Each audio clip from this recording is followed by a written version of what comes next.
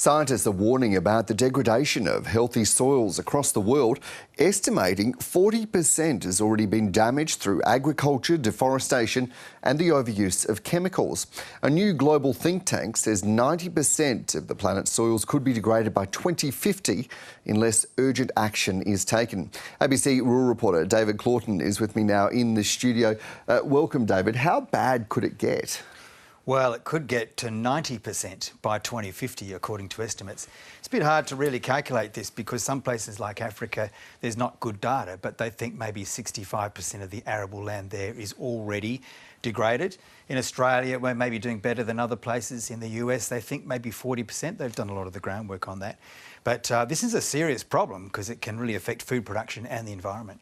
So for anyone who's not familiar, what exactly is soil degradation and what causes it? Well, soil degradation is defined as the human activity that affects physical, chemical and biological health of the soil. So it's what we're doing to the planet.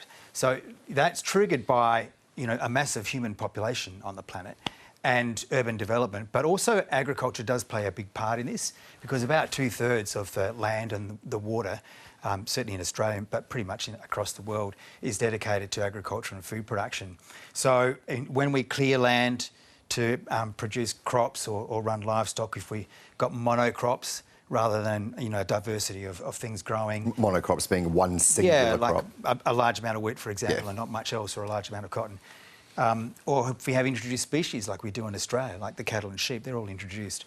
So those things can kind of put the system out of balance. They have a bad impact on the soil. We don't know much about the soil. We know a lot about what's above ground, but we haven't investigated a great deal about the biology in the soil. And there are some estimates that maybe 60% of the biodiversity on the planet is actually beneath our feet, and it's microscopic.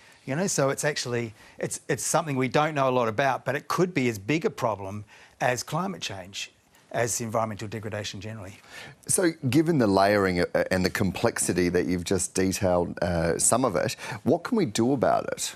Well, fortunately, Australia actually is at the forefront of this. So when scientists came here in November last year from all over the globe and they set up this new think tank, I'm not sure if we need another think tank, but they're deeply concerned because they're having trouble getting this message through to governments around the world. They want people to focus on the importance of the soil. They want people to start being connected to the soil in some way. We're all really disconnected these days.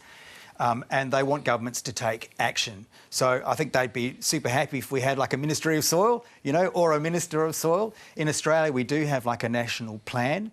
We're very advanced on things like no-till farming. Like 70% of our farming now, we don't till the soil in between crops. That actually has a bad impact on the soil and the life in the soil. In the States, they're just realising that that's a significant thing that they need to do. So they're investing $3 billion to support farmers to make changes.